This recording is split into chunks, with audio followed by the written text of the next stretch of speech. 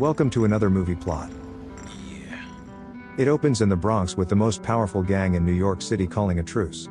The Gramercy Riff's leader Cyrus meets with 9 delegates from 100 other gangs in the Van Cortlandt Park. Some of the Coney Island warriors are excited about finally having peace, like the gang's founder and warlord Cleon, while others are skeptical like his second-in-command Swan. They travel by subway to the faraway Bronx with their heavy muscle Snowball. Cowboy fears wearing their colors in another gang's territory, but Vermin wouldn't be caught dead without his vest. The youngest recruit Rembrandt takes spray cans to tag everything along the way, while another heavy muscle Ajax is hoping to see some action. The final members going are the soldier Cochise and the scout Fox, who like his name suggests is highly intelligent and acts as their scout. The warriors eventually arrive at the meeting where the one and only Cyrus takes the stage, and delivers a charismatic speech to 900 unarmed gang members. His plans to form an army with the 60,000 gang members in total, and take on the 20,000 police that he's unaware are silently surrounding the area to raid the park.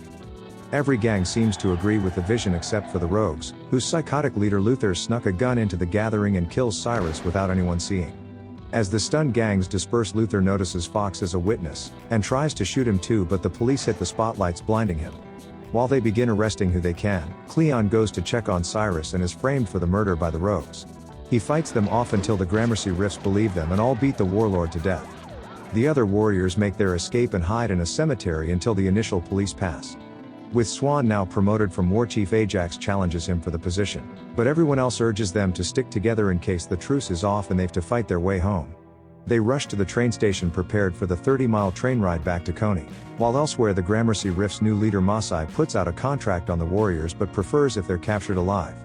They inform a local DJ to put out the word in search of who they think is the gang that broke the truce. She dedicates the song Nowhere to Run to the warriors and it plays while they're fleeing through the city. Once at the station, the warriors hide below it so they don't get ambushed on the platform while waiting for the train. The caution is justified when a school bus filled with a skinhead gang called the Turnbull Aces is spotted patrolling the area. When the train arrives, the warriors make a run for it when the gang begins chasing them right up to the platform. They barely manage to escape, but it's not long before the celebrating warriors are forced to depart at a fire on the tracks. It was started by a small low-level gang called the Orphans who didn't get the invite to the park and luckily don't know of the contract out on the warriors. Swan requests passage from the Orphans leader and after a bit of posturing he accepts. However, his girlfriend Mercy calls him a chicken and insults his manhood for not starting some trouble. It makes the leader order the warriors to remove their gang colors if they want to proceed through, but this is when Swan tells the leader to piss off and the whole gang walks away. Wanting some action, Mercy follows the warriors until getting caught by Ajax and having the gang decide what they should do with her. Suddenly the Orphans show up again, this time in larger numbers and ready to rumble. So with Snow's Molotov cocktail made with Mercy's skirt, Swan lobs it at a car, allowing them to escape past it when it explodes. The gang reach the next station, but the Orphans fail to follow despite the warriors dragging the leader's girl along with them. Elsewhere, Luther gets an update on the warriors' progress and that the cops are out to take down every gang in the city. After harassing a clerk, he tells his lieutenant that none of it bothers him because he's just having a good time. At the next station, the warriors sit around on edge until being discovered by police who split up the gang while chasing them.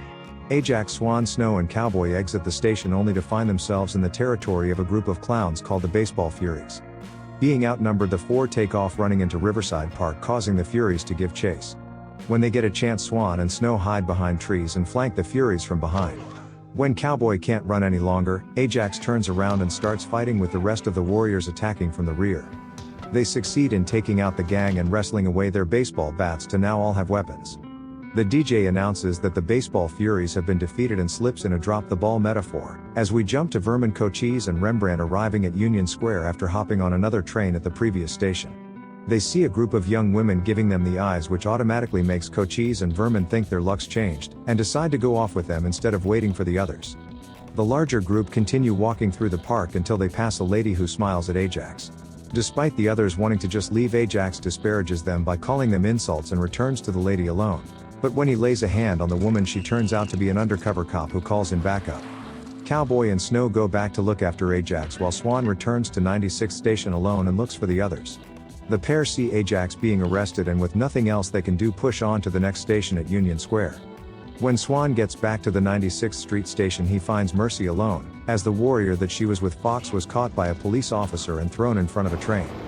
Another officer spots them and after throwing the bat into his shins, the pair beat a train into a tunnel to escape. While walking down the tracks towards Union Square, the leader insults Mercy's lifestyle, but she argues that he isn't any better.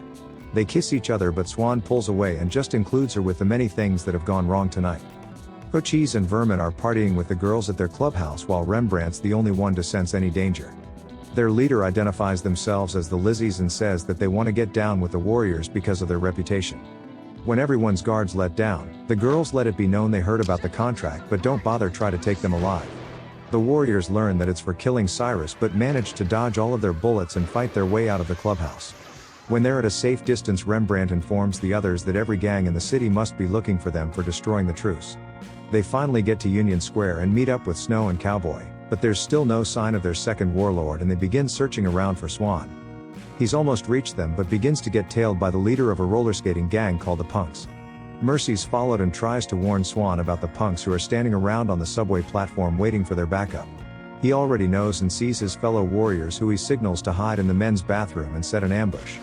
When the rest of the punks arrive, they simultaneously hit the toilets but are suddenly overwhelmed by a rival gang expecting to just see Swan.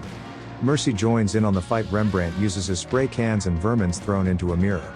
After a long battle, the heavies finish off the rest of the gang and the Warriors leave another one victorious. Meanwhile, at the Rift's headquarters, Masai is shown getting new information about a witness to who really shot Cyrus.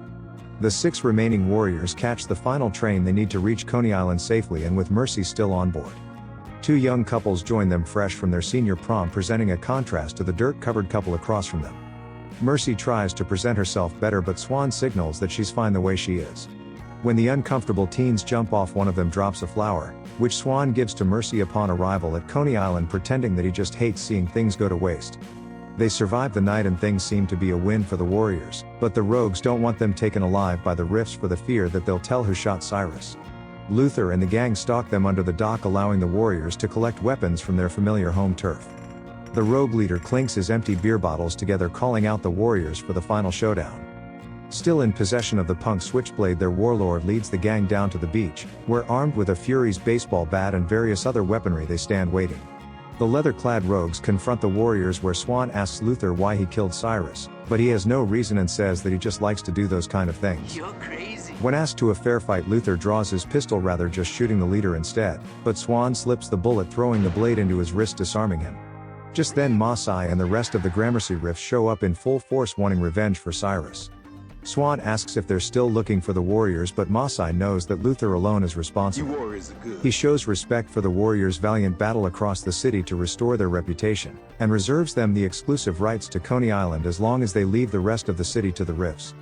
Luther's rogues are presumably beaten to death as the DJ calls off the contract on the Warriors, and plays the movie Out Within the City by Joe Walsh. The 6 surviving gangsters walk along the beach right back where they started yesterday, while Mercy walks hand in hand with Swan, and Ajax probably needs to post bail. And the movie ends.